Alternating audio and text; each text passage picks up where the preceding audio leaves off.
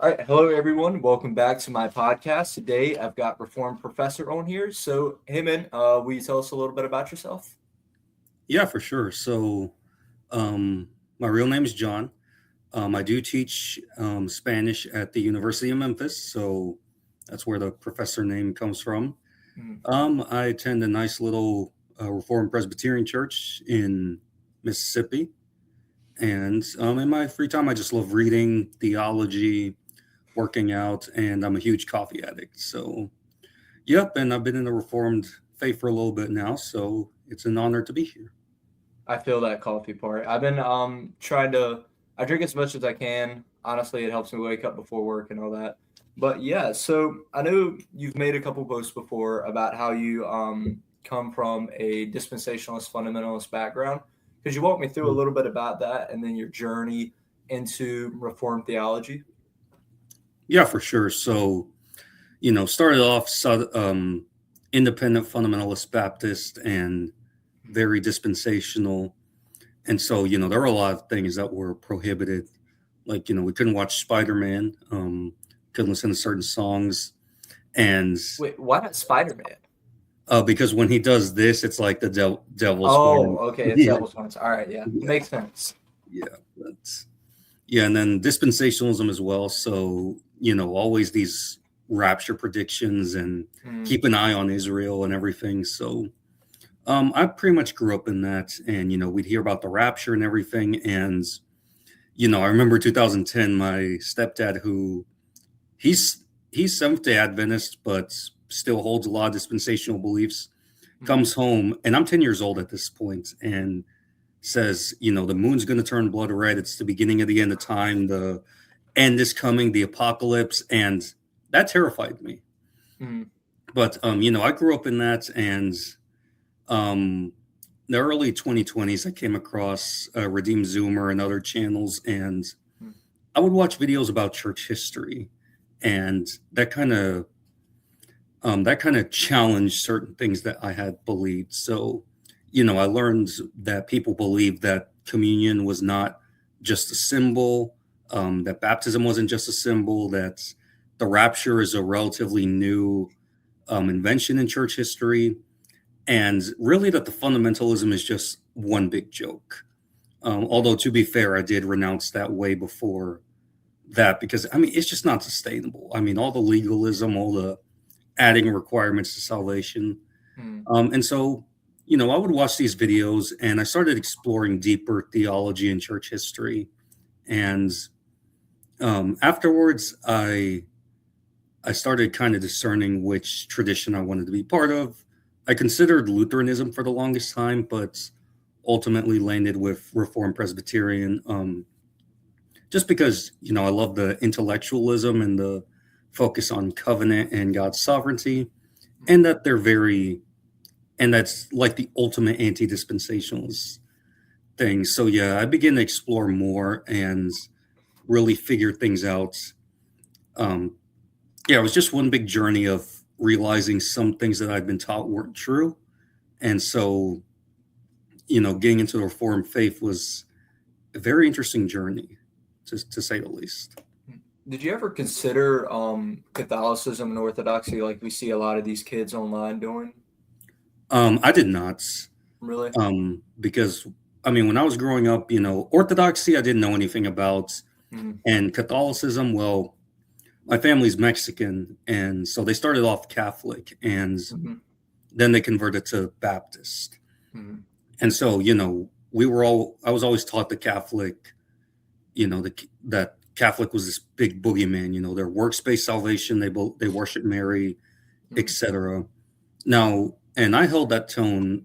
Now, my tone did soften with watching those church history videos. I realized that Catholicism and Orthodoxy were in part misunderstood, but I still never considered them, just because, for Orthodoxy, there's not really a whole lot of doctrines that they have, because they prefer to leave things to mystery. And Catholicism, I just, looked at the, um, shall we say, infallible contradictions. Like one council would say one thing, another council would say the other thing. And so, yeah, I never considered either of those. yeah. because I had kind of the same thing with my dad's a Pentecostal pastor, and I still love Pentecostals and Pentecostalism. I see they do a lot of great work. It's just I don't like the rapture theology, and it caused like a bunch of like huge anxiety problems for me and that stuff. And then I was like, oh, this is kind of like never been believed before in church history. Why am I believing something like as young as this when it doesn't really have any like tests to it or it's not been tested? And that's kind of was the story for me. But then I didn't really ever consider like Orthodoxy and Catholicism. I kind of just I went to a Reformed Baptist church, and now I want to look into other of the Reformed sides of the faith. But there's still other things I'd have to be convinced upon, like cessationism and other stuff like that. So you said you didn't choose Lutheranism. Could we go over why you didn't choose that? Yep. So Lutheranism, what appealed to me about it is that they're very focused on what Jesus did for you and very much about looking to the sacraments for assurance of salvation, because baptism saves and Christ is physically present in communion. And for me, that was appealing because a lot of growing up was very pietistic and very like, look to your own good works. Like not in that, not phrased that way, but it was basically examine yourself, but like not examine yourself, just look to yourself to see if you're producing fruits. Mm-hmm. And, if you're not doing X, Y, and Z, you may not be saved. If you're doing it, if you're falling into the same sin, you may not be in Christ. And so that was very appealing. And I mean, also because of fundamentalism, fundamentalism is very works based. Mm-hmm. And ultimately, I was very close to becoming Lutheran, but I guess for me, the sacramentology, I was trying to reconcile it because, for baptism, they believe in baptismal regeneration, where the baptism regenerates you. And I wouldn't have a problem with that per se, but they also believe that you can lose your salvation. And I don't believe that. And with communion, that Christ is physically present. Well, how can his physical body be present everywhere? I mean, his human nature was not omnipresent. His divine nature was. And ultimately, just that they leave a lot of things to mystery, whereas I like to know, why do I believe this? Why do I believe that? Because, a lot of people will fall away from the faith because they don't know how to defend, or nobody knows how to answer their hard questions. But ultimately, I still love and respect the Lutheran tradition. They're a great people. They're a great tradition. And, Lutheran and Reformed are very close cousins. And so, yeah, I love the Lutherans, but ultimately went with Reformed. So do you think there's any perks to kind of, I don't want to say, I know for the Orthodox, they refer to it as negative theology. I don't know if the Lutherans refer to it as the same, but kind of leaving things up to mystery. But especially when I was talking with that Orthodox guy, I don't want to convert to Orthodoxy, but I thought negative theology, where they say, okay, we don't know what God is, so we don't want to make a mistake with trying to explain what he is, but we know what he's not. Do you think there's any perks to that? Or do you think, especially with the Reformed side, that we need to pursue trying to figure out what God is and explain, everything, not taking like a full scholastic view, but kind of taking like more of an approach that way? Mm-hmm. So I can definitely see advantages with both. With leaving things to mystery, it kind of allows you to not, obsess over certain doctrines and stuff. And, I can see how leaving things to mystery would allow you to just be present instead of thinking about every little thing. But at the same time, I do think that there's a big advantage in trying to understand God. Now, we're not going to understand God fully, because if we could comprehend God fully, then it would fall apart. But yeah, I think there's definitely more of an advantage to trying to figure it out, like without burning out, but figuring out who God is and understanding who he is based on his word and based on, using scholastic terms, dare I say it, to understand God. Because we're not going to understand God fully, but I think we should try to get to know him as much as possible. Yeah, because that's where I believe Islam falls short a lot of the times, is they say with their doctrine of Tawheed, and I'm a big nerd on kind of how I got into the apologetic space was kind of debating Muslims on Christianity versus Islam and their doctrine of Tawheed, which is, oh, God is so simple. We can understand him. He's so simple. He's just one. It was like, oh, you can understand an infinite being. So is that, you're saying we worship a man, but you can understand your God. So who really has the true God where we can't even understand him? And that's one of the, where I did like that negative theology, but I like your answer on how you said, we should pursue the answers, but there has to be is what you're saying, kind of like we got to set we're obviously not going to be able to figure everything out. Basically kind of summed up. Okay. So I want to go over specifically Presbyterianism. I want to visit one of the churches. I don't know which one to visit. Like, which denomination do you go to? Why did you choose that one? And kind of overall, you mentioned covenant theology. I've heard a lot about it. Could we talk about it? Yeah, for sure. So, okay. There's several Presbyterian denominations, and I go to the Associate Reformed Presbyterian one. That one is mainly concentrated in the South. So, especially in the Carolinas, like in Mississippi. I mean, I live in Tennessee, but close to Mississippi. Mississippi, there's only like 4 of them, but the Carolinas, they're everywhere, because that's the main region where they were concentrated. That one I just kind of went with because, there's this whole story of how I met the pastor's kids because they're around my age, and he and I ran into each other on a neighborhood app and talked about his church, so I decided to go. But if there's no ARP near you, PCA is also good. Presbyterian Church in America, OPC, although I do hear they're kind of rigid about doctrine, or RPCNA. So, I mean, yeah, probably your best bet is probably PCA. That's probably the most widespread one that you'll find. So, yeah, and I kind of went with ARP because it's very historic, hasn't changed much in 500 years. And, they're straight out of Scotland. And, they have a very good sacramentology.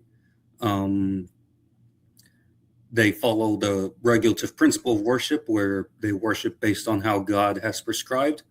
And they've got Sinclair Ferguson. I mean, you can't go wrong with that. But yeah, so ARP if you can find, or PCA is also good, or OPC. Now, as for covenant theology, what was it you wanted to know about covenant theology? Kind of just, could you explain it to me real quick? Because I hear a lot about it, but I don't really, understand it. I haven't had the time to look into it that deep. And I was wanting to know if you could just give me a little summary about it. Yeah, for sure. So in covenant theology, there's 3 covenants that kind of unfold. So the first covenant is that of redemption. That's between the Godhead. So the Father elects who to save, the Son dies for them and redeems them, and then the Holy Spirit regenerates them. So that's the first covenant in eternity past. And then there's the covenant of works with Adam and Eve. So if you obey, you live. If you disobey, you die. Well, they disobeyed, so they died spiritually and eventually physically. And so then there's the covenant of grace. So covenant of grace is from the fall up to the current moments. And God chose a covenant people, Abraham and his descendants.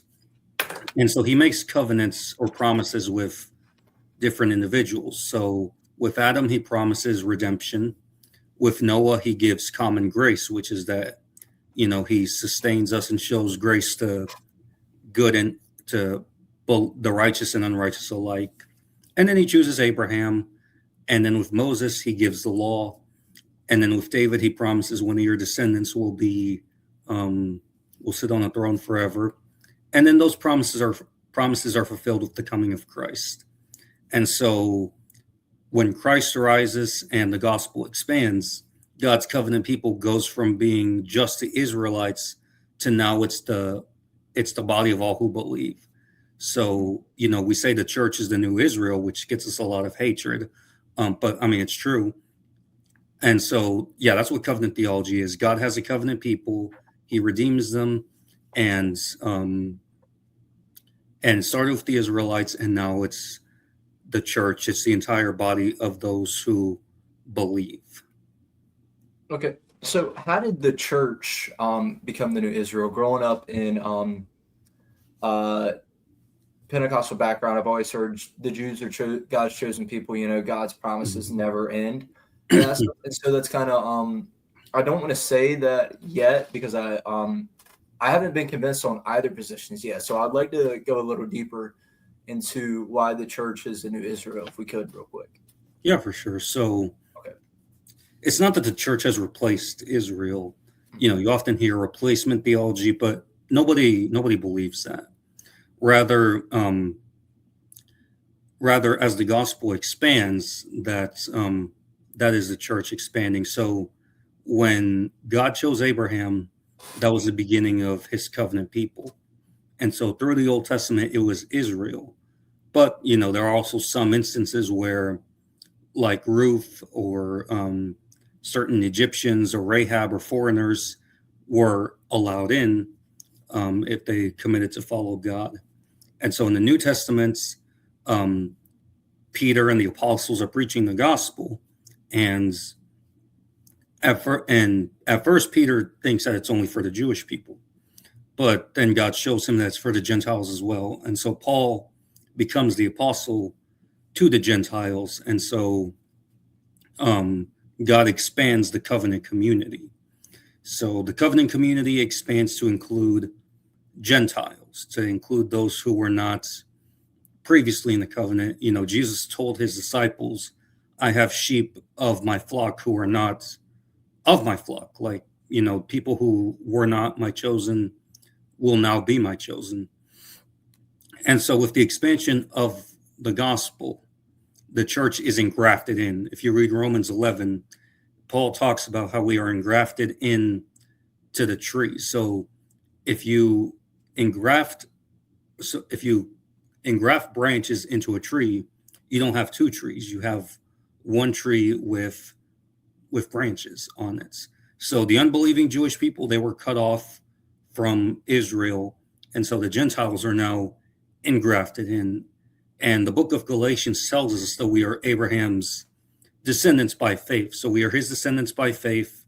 And so we are the continuation of Israel. So we as a church, we haven't replaced Israel. We haven't cast the Jewish people aside, but we're rather the continuation of Israel because God has grafted us in and made us Abraham's descendants by faith.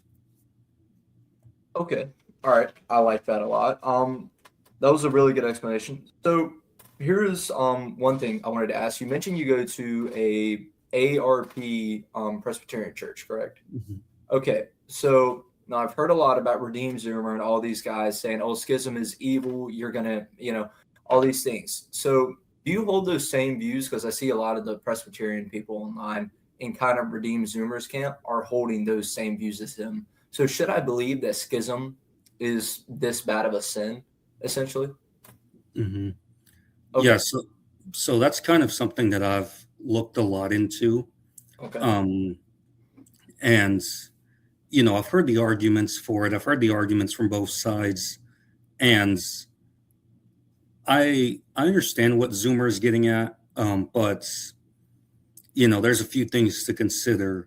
Like in the Old Testament, there was only one national church per se, and same with the early church, there's only one national church. I mean, here in America, there isn't one state church because, you know, different countries with different denominations colonized the different states. And so, you know, there were different denominations in control of it. So, and ultimately, at first I was kind of on the Reconquista side, but, you know, as I watched other perspectives, you know, I watched Gavin Ortland's video. I watched a couple other people, and I could see what they're saying, that, you know, that schism isn't just splitting from the church. It's also splitting from the truth, from the gospel. And that's what, you know, other churches have done. And I mean, I do agree that the conservatives should have stayed and fought for the truth, but they didn't. And so ultimately, I'm not too defined on my position on it, although I do think that it is kind of a risk somewhat to try to retake the church, those Mhm. mainline churches. I mean, I wish him the best. I wish him Yeah. well in that, but I mean, it's one thing to retake a country when you have an army. It's a Mhm. completely different thing to try to retake a denomination when you're not even in a leadership position among it and don't have much Mhm. of like voting power to kind of overturn things. Because I mean, I think even in one video he was saying that like he goes to a PCA church just for spiritual nourishment. I mean, I think that's pretty risky to try to go to a church where they Yeah. teach liberal doctrine. And I mean, ultimately, like, in some cases, he'll say that the ARP is not mainline, but honorary. And then in Mhm. other cases, he'll say it's schismatic. So I just kind of put up my white flag and I was like, you know what? Never mind. We'll just keep going to this church. Yeah, and it's also kind of confusing. Like retaking the church is a noble idea. I do wish him the best, but also that is interesting. I didn't know about that he goes to a PCA church for nourishment. Because honestly, how can if the PCUSA's top leaders are all these liberal Christians who to be honest with me, I wouldn't even call them Christians at that point because a lot of them are telling non-believers, "Oh, you don't have to believe in Jesus to be saved. You can be gay, you can do this," and they're damning them to hell. It's Mhm. honestly like the most hateful thing they can do. I don't see any way I could call those people Christians at that point. And if that's like the top of your church, how can that even like be considered a church anymore at that point? That's kind of my thing with it. But so let's go over. This is one thing I'm very interested in. I'm trying to get into Calvinism a little bit more. I see a lot of it online. I'm about to order a book on it, but if you could take me through the 5 points of Calvinism real quick, that would be great if you would be willing. Yeah, absolutely. So, tulip, those 5 points, those are really the 5 points of predestination. So, just for some background, um, there was this Dutch Calvinist, Jacob Arminius, and he was a Reformed Calvinist, but he kind of had some issue with predestination because he thought it went against free will. After his death, his students drew up 5 points of doctrine that they believe. So it's like partial depravity, conditional election, unlimited atonements, eternal security, and resistible grace, I think. And so the Dutch Calvinists had what's called the Synod of Dort, where they drew up 5 counterpoints to it, which is where tulip comes from. So the first one, total depravity. This doesn't, and really, tulip, in my opinion, and the opinion of many others, is not the best acronym. It was kind of created as just kind of an easy mnemonic device, but there's better alternatives for them. So, for example, total depravity. Um, it's not total inability that you're just so completely 100% evil, incapable of any good. I mean, even Adolf Hitler or Joseph Stalin would not have killed their own mother. Um, but total depravity just means that every part of you is depraved. Mhm. You just I mean, this one is very easy to see. You just turn on the news and you see total depravity everywhere. You see people killing each other, robbing, mistreating each other. So that one's very easy to see. So yeah, total depravity, every part of you is depraved. So, you often hear people say, how can you judge LGBT people? They were born this way. Well, or no, how can you say part of them is depraved? Well, all of them and all of us is depraved. That's why we need Christ. Unconditional election, that means that when God the Father elected people, he didn't do it on any merit. So the common argument you'll hear from the Arminian camp is that God predestined those he knew would choose him. So based on a foreseen free will choice. But Romans 9 makes it clear that it's not of him who wills or him who runs, but of God who shows mercy. So, God chose the elect not on any good in them, not on any righteousness in them, because if everybody was left to themselves, we would all choose sin. And so God chose based on his own will. And so there's no conditions that we had to meet to be elect. God didn't choose some people because they were more handsome, better looking, or more godly. He did it based on his own will. Limited atonement, this one is the most complex. So I think a better word is definite atonement, because it's not that Christ's atonement is limited in its power. It's that it's for the elect specifically. So we still affirm that Jesus died for everybody. Jesus died for everybody, but his atonement is effective specifically for the elect only, because otherwise, if everybody's sin was paid for, then everybody would go to heaven. And people might counter that and say, well, people reject Christ of their own will. And so the question becomes, well, why did one person reject Christ and the other person accepted? Is the other person smarter and able to accept it more? And they might say, well, the other person knew their need for Jesus. Okay, how'd you know? Because they knew their need for sin. How did they know their need for sin? And so at some point you have to admit that something outside of you helped you in that. And so then there's irresistible grace. So it doesn't mean that God drags people in kicking and screaming. It just means that, we believe in free will. It's just that our will is bound to sin. And so God liberates our will and gives us grace to accept him and follow him. And then perseverance of the saints. So, the Bible warns plenty of not falling away. And perseverance of the saints means that the elect will ultimately will persevere to the end. They'll endure in their faith, not of our own strength, but of God who gives us that strength. And so, that's pretty much Tulip summarized. Okay, that's great. Thank you. And do you have any other videos or books that I should watch or go get to understand it better? Yeah, so I've got a couple right here. So Okay.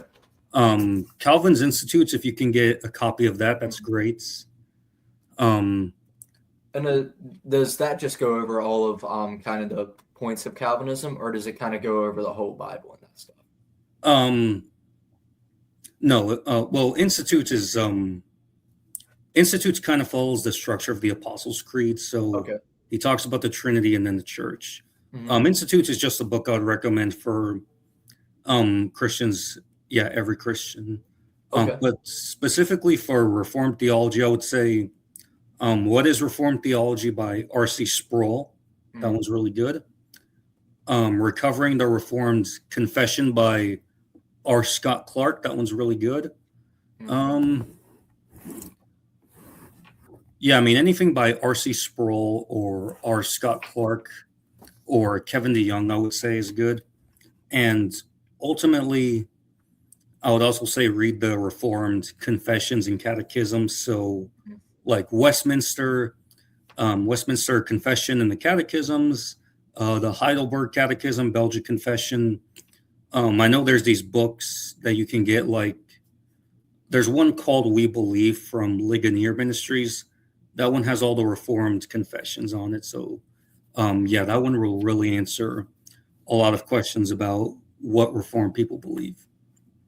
Okay, that's cool. And so I want to go over, I've heard that kind of more like Baptists or Reformed Baptists, Presbyterians, that stuff, they're kind of cessationists. So are you a cessationist? And if so, why? Because that's one of the main points I can't get over. I'm still in like the passage in Joel where he says your young men will dream dreams and your kids will prophesy. I don't know exactly how it goes.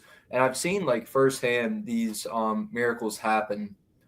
And it's not like I went to a Pentecostal deliverance church. I've just seen like people I trust a lot, like speaking in tongues, doing this. And so I want to know why I should believe in cessationism and that stuff. And if you are one.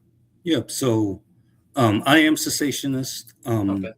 Now, cessationism is something that gets misunderstood. So, me, for example, I was surprised to learn that cessationism isn't really as strong of a Reformed doctrine. I mean, it's a Reformed doctrine, but it's not as solid as like infant baptism or real presence in communion. Occasionally there are some continuationists, but cessationism doesn't mean that, miracles don't happen anymore. I've heard stories of people who have been healed from a terminal cancer, cancer they were supposed to die from it, and they got healed. I've heard of missionaries who have spoken in languages they didn't know. And so the position I take on cessationism is it's not, I mean, the gifts of the apostles, it's not that they don't exist anymore. It's just that they're the exception, not the norm. I mean, God can absolutely still work through those signs nowadays. It's just not something to be expected on a regular basis, if that makes sense. Okay. So are you Yeah. kind of saying it's something like where the apostles were doing the miracles, and instead of we don't do the miracles anymore, and if a miracle happens, it's just kind of left up to God? Yeah, I would kind of say along those lines. Okay. And not saying that the apostles were doing the miracles on their own. I've just been studying through Acts. It was obviously the Holy Spirit working through them. But okay, and you also mentioned infant baptism. I'd like to go over that because that's also another thing holding me back. I forgot about it, and then you just mentioned it. Could we go over that and why the Reformed side of the faith believes in that? Yeah, for sure. So infant baptism has to do with covenant theology. Okay. Because God made the covenant with Abraham, and he gave him a sign of his covenants, circumcision. So circumcision was a visible sign of that promise. And so he and his household were circumcised. And so from there on, all the Israelites would be circumcised. And if any outsiders wanted to join in, they would have to be circumcised as well. And so when we get to the New Testament, Peter is preaching to the people, and he says, this promise is for you and your children. And so now the church is engrafted in, and circumcision is no longer necessary because it pointed to Christ. And so Christ died and rose again. And so the new covenant sign is baptism. In Colossians 2, Paul talks about a circumcision.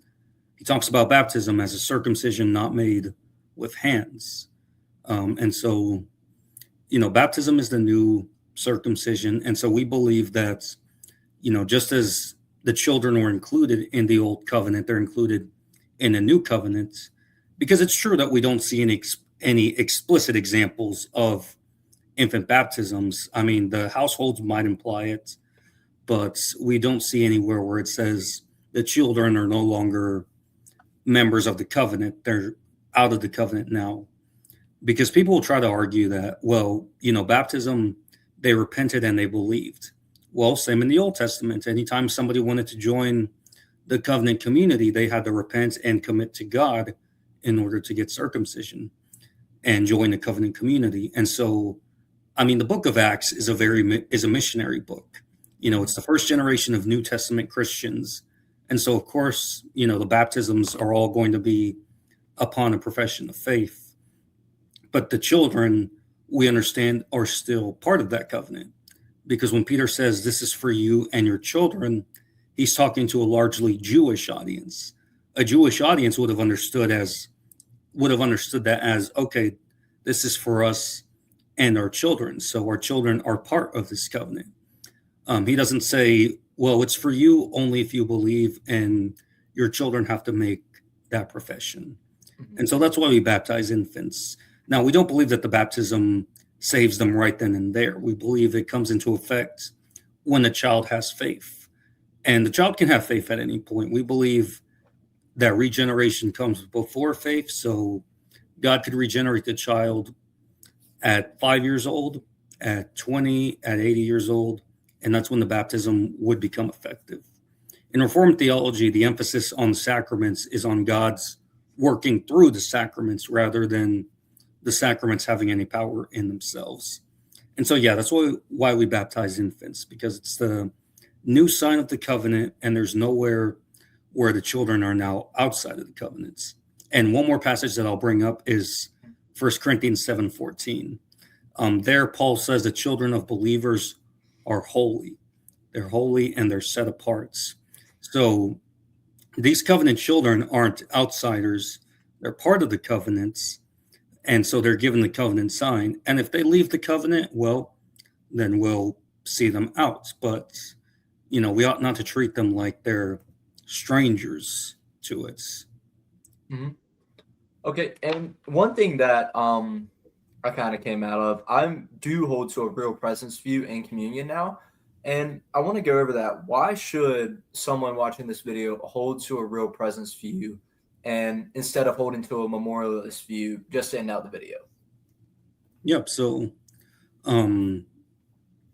if you look at the passages about communion, Paul gives warnings about taking the Lord's Supper in an unworthy manner. So he says, examine yourselves, lest you eat and drink damnation to yourself. And he says that it's a participation in the body and blood of Christ. So if it's just a symbol, I mean, sure, there is some shame and stigma in desecrating a symbol, but you can't be guilty of the body and blood of Christ if it's just a symbol. I mean, and if it's a participation, that implies that we're participating in the body and blood of Christ. We're feeding on him. We don't believe in a carnal or corporal manner. We believe in a spiritual manner, that through the bread and wine, we feed on the body and blood of Christ. And so, I mean, if Paul is giving all this emphasis to this as a participation in Christ's body and blood, and be careful not to be guilty of his body and blood, I mean, that means it's serious. It's more than just a symbol. If it's just a psychological remembrance, why all those warnings about it? This bracelet, this purple bracelet that I have, that reminds me of my friend who passed away last year at age 24. If I never take it off, but if somehow it was to get burned off and broken, I would be upset that it's broken, but I wouldn't be guilty of my friends, if that makes sense. And so all these warnings indicate that it's more than just a symbol, that it's an actual participation in his body and blood. Okay. Well, I really like that answer, man. Thank you. And thank you for coming on today. I thought you explained everything well, and I got a new understanding of Reformed theology. Yeah, man, absolutely. All right. And guys, everyone, go follow him at Reformed Professor on Instagram and YouTube, correct? I'll be putting all the links in the description to see what we can do. All right. Yeah,